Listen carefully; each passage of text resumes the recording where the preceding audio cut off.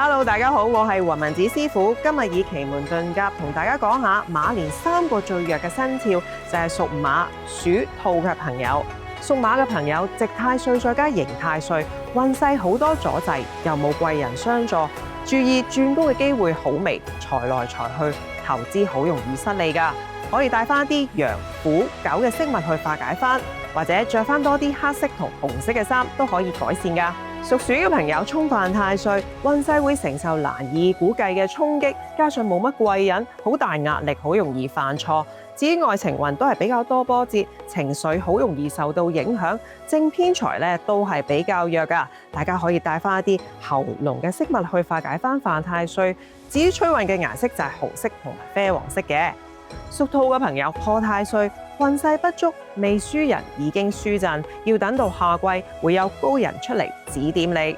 至於情場得意，彌補翻職場不如意啊，桃花非常之旺啊，馬年要捉緊機會啦。大家可以帶翻啲狗、豬、羊嘅飾物去化解翻犯太歲，或者着翻多啲白色、啡黃色嘅衫去增強翻你嘅運勢。